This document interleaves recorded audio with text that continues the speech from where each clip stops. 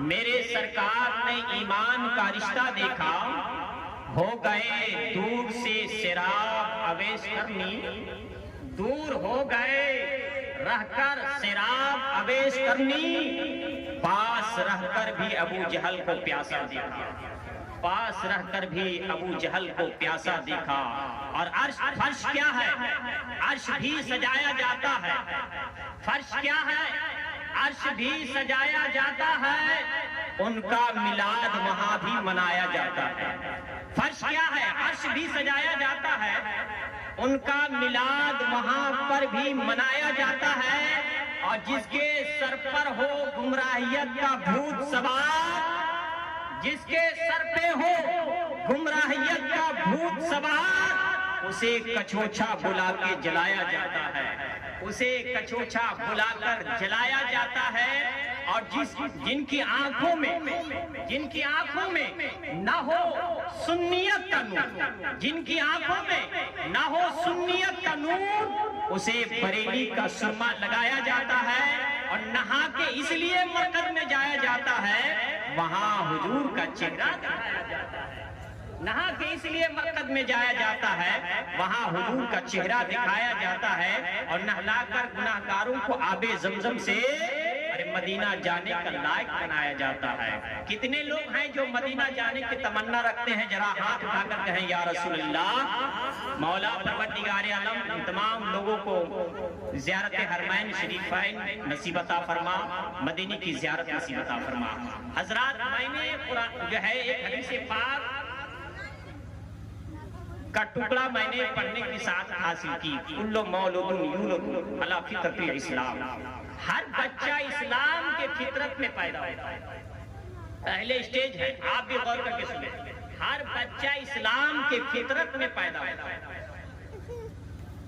اب ہر بچے سے صرف مسلمان بچے نہیں، کافر کا بھی بچہ، یہودی کا بچہ، نصرانی کا بچہ، مجوسی کا بچہ، غیر مسلم کا بچہ، مشرکین کا بچہ، تمام بچے جو ہے اسلام کے فطرت میں پیدا ہوتے ہیں۔ آپ کہیں گے جب وہ اسلام کے فطرت میں پیدا ہوتا ہے تو پھر جو ہے یہ مسلمان کیوں نہیں بنے؟ تو میرے آقا فرماتے ہیں وہ بچہ اگر آگے چل کر کے اپنے باپ کے طور طریقے پر عمل کرتا ہے، جیسے مجوسی کا بچہ ہے تو اگر اپنے باپ کے طور طریقے پر عمل کرتا ہے وہ مجوسی بن جاتا ہے۔ غیر مسلم کا بچہ اگر اپنے باپ کے نابالغ ہونے کے بعد اپنے باپ کے طور طریقے پر چلتا ہے تو وہ غیر مسلم بن جاتا ہے۔ اسی طریقے یہود و نصارہ کا بچہ اگر اپنے ماں باپ کی باتوں پر عمل کرتا ہے تو یہود و نصارہ بن جاتا ہے۔ اب یہ ہر بچہ اسلام کی فطرت میں پیدا ہوتا ہے۔ آپ ذرا غور کر کے سنیں، ہر بچہ اسلام کی فطرت میں پیدا ہوتا ہے۔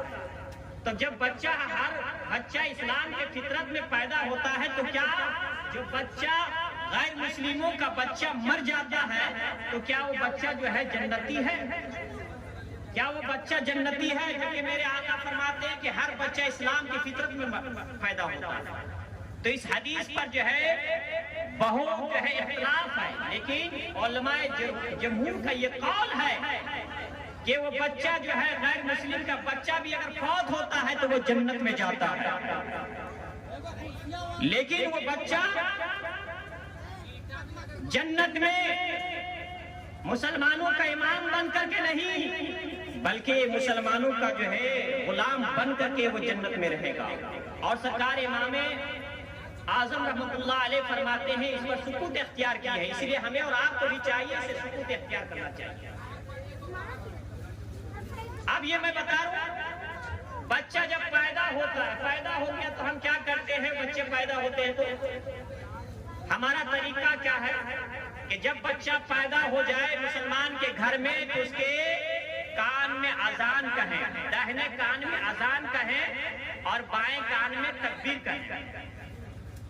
یہاں جتنے لوگ ہیں اس بات پر توجہ دیں، اذان جو ہے بچے پیدا ہوتے ہیں تو اس کو جو ہے اذان دینا چاہیے، داہنے کان میں اذان بائیں کان میں تکبیر، لیکن کیسے دینا چاہیے؟ طریقہ کس طرح سے ہونا چاہیے؟ اس کو تو ہم کو معلوم نہیں ہے. ہم جاتے ہیں بچے کے سامنے بچہ پیدا ہو گیا, ہم اس کو جو ہے کھڑے ہو کر کے اذان دے دیتے ہیں. سنو سرکار اعلیٰ حضرت کا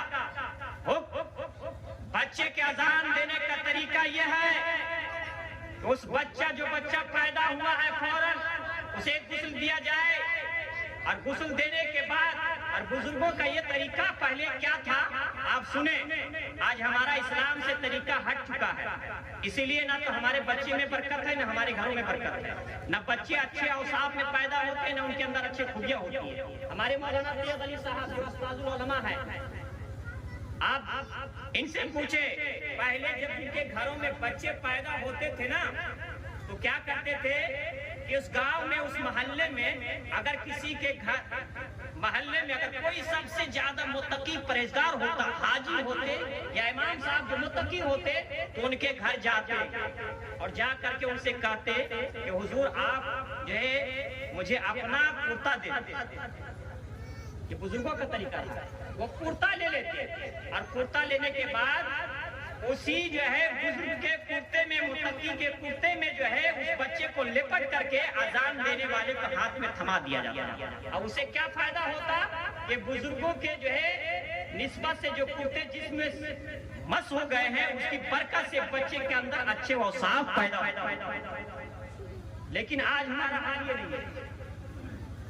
ہم کسی بزرگ کے کپڑے کو لے لیں اور اس پر لپٹ لیں, یا امام صاحب جو اچھے ہیں ان کے کپڑے, پھر آپ ان کو اچھا کپڑا خرید کر کے دیتے ہیں. یہ طریقہ رہا. لیکن آج ہمارا رابطہ کیا ہے, بچہ پیدا ہو گیا مدرسہ میں بھیج دیتے ہیں, نہ اس کا ہم بسم اللہ خوانی کرتے ہیں, نہ ہم تو اچھے طریقے سے جو ہے تو بزرگوں سے دعائیں لیتے ہیں. پہلے یہ طور طریقہ تھا کہ امام صاحب کے پاس لے جا کر کے بسم اللہ خوانی کی جاتی تھی, اور بزرگ لوگ جو ہے اس کی دعائیں دیتے تھے, اور جو ہے امام صاحب کو جو خوشی میں جو ہے کپڑے وغیرہ دیا کرتے تھے.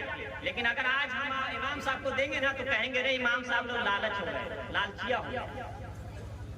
یہ ہمارا رابطہ طریقہ بن گیا. لیکن جب ہم اسلام سے ہٹ گئے ہیں تو ہمارے بچے بھی اوصاف نہیں, ہمارے بچے کے اندر